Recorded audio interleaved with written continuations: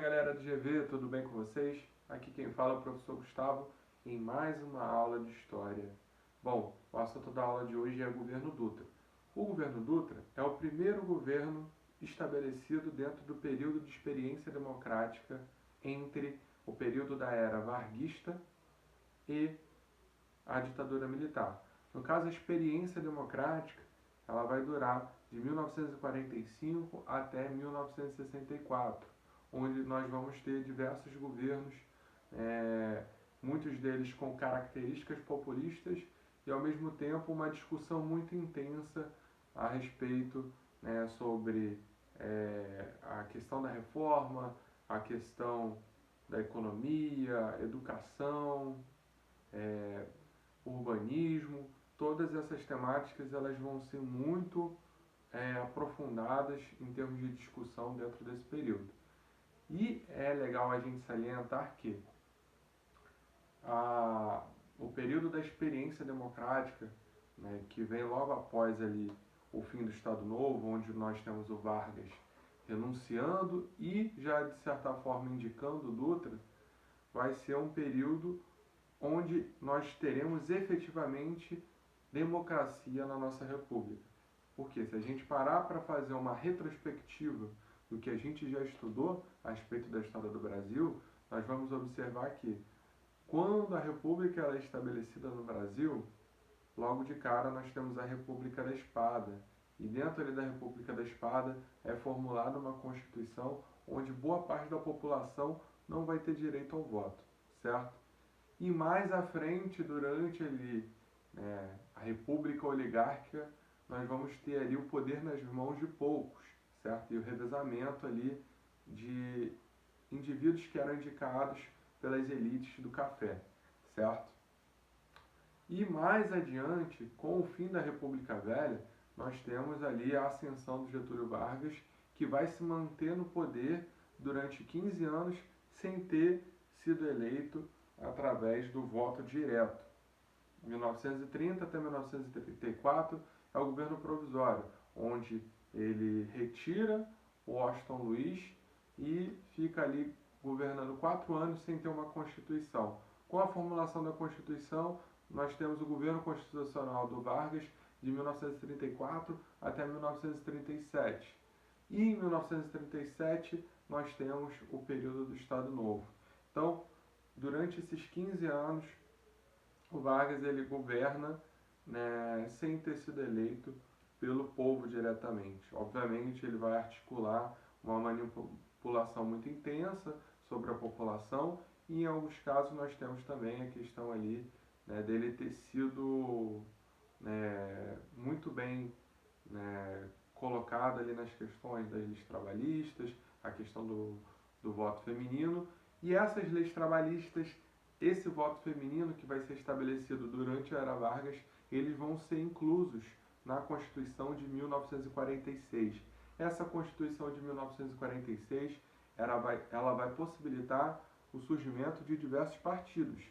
Dentre esses partidos, os mais fortes eram a UDN, que era um partido de direita, com um viés liberal econômico e nos costumes uma linha conservadora. Dentro ali desses partidos nós temos também o PSD e também o PTB, certo? Esses dois partidos eles vão ser estabelecidos pelo Vargas, o PTB e o PSD. O PSD era um partido mais de centro-direita e o PTB mais de centro-esquerda, certo? Bom, o Dutra, ele era esse cara mais à direita também, certo? E quando o Dutra se torna presidente do Brasil, ele vai encampar uma política totalmente diferente daquilo que o Vargas vinha estabelecendo durante seu período. Por quê? Ele vai estabelecer uma política liberal. O Vargas, ele era protecionista, certo? Ele era estadista. Ele fundou vários estatais, criou ministérios. Já o Dutra não. O Dutra ele queria abrir a economia brasileira para as importações, certo? De certa forma, essa conduta do Dutra após ser eleito, ela vai estar muito relacionada ao fato de que os Estados Unidos já estavam, né, no pós-Segunda Guerra Mundial, mandando no cenário internacional. E esse perfil do Dutra de tentar ali adotar uma linhagem mais liberal era justamente para puxar sardinha para o lado dos Estados Unidos. Com isso, vão ser feitos ali alguns acordos econômicos com os Estados Unidos, porém, né, o Brasil vai comprar diversos produtos que não tinham nem cabimento na época. Entre eles, nós temos alguns exemplos, como patins para gelo, sendo que o Brasil não tem gelo, né, não tem onde patinar. Nós temos também o caso da televisão, sem ter ainda emissoras de televisão no Brasil, isso vai durar ainda alguns anos. Então, essa política liberal dele ela vai ser um pouco desastrada, porque naquele momento ainda não existia um encaixe para a economia brasileira conseguir equilibrar, né, o consumo brasileiro com os produtos que vinham de fora e também a própria produção interna do Brasil, em termos de indústria, ainda estava se desenvolvendo durante o período varguista. E quando entra vários produtos de fora, as indústrias nacionais elas acabam quebrando. Moral da história, a moeda brasileira ali por volta do final do governo Dutra, ela vai começar a se desvalorizar e também nós vamos ter ali, né, um certo problema com a inflação. Com o problema da inflação, com a desvalorização da moeda, o preço dos alimentos vai aumentar bastante, o que vai deixar uma parte da população bastante indignada ali com o governo Dutra. Tentando solucionar esse problema ainda insatisfação com o seu governo, o Dutra ele vai tentar encampar um plano. Ele vai estabelecer o plano SALT. É um plano voltado para o desenvolvimento, né, de áreas como saúde, alimentação, transporte e energia. O maior feito do plano SALT é justamente a construção da Via Dutra, que é uma rodovia que vai ligar o estado de São Paulo ao estado do Rio de Janeiro, certo? Além disso, o Dutra vai ter como marco também uma medida extremamente autoritária, já também demonstrando esse alinhamento dele com os Estados Unidos. Por quê? Por volta ali do ano de 1947, 1948, o Dutra ele vai colocar na ilegalidade o Partido Comunista Brasileiro. O Partido Comunista Brasileiro tinha sido importante também na composição ali, né, do Senado, da Câmara dos Deputados e teve participação ativa inclusive na formulação da Constituição de 1946, com alguns políticos participando do processo.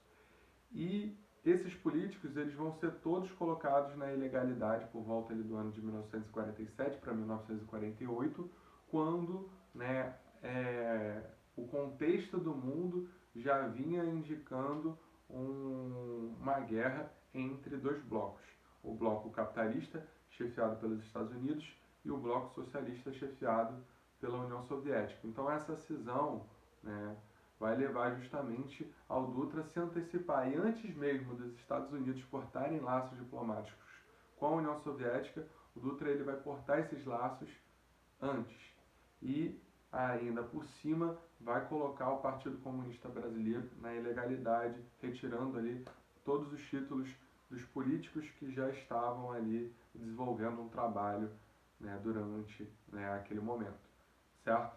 Então, a democracia durante ali, né, a experiência democrática a qual todos os historiadores se referem, ela tem ainda alguns pontos de discussão, justamente essa questão, né, do Dutra ter colocado o Partido Comunista na ilegalidade foi extremamente autoritária, certo?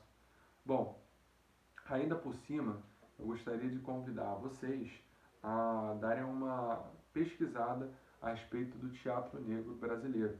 É muito importante a gente analisar isso, até porque o racismo existe hoje em dia e existiu toda uma luta até esse momento. Então, várias pessoas já lutaram ao longo da história para que os negros pudessem ter uma vida melhor nos dias de hoje. A vida ainda não é aquilo que deveria ser em termos de igualdade entre os negros e as pessoas brancas, mas não dá pra gente né, não prestar atenção nessas lutas.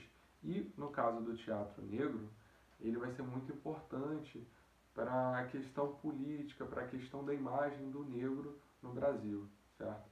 E o teatro negro brasileiro, ele vai ter, né, o seu auge ali por volta da década de 40, justamente, durante o período ali da reta final do Estado Novo e, né, o governo Dutra. O governo Dutra, como, né, já deve estar meio que estabelecido na cabeça de vocês, ele dura de 1946 a 1950.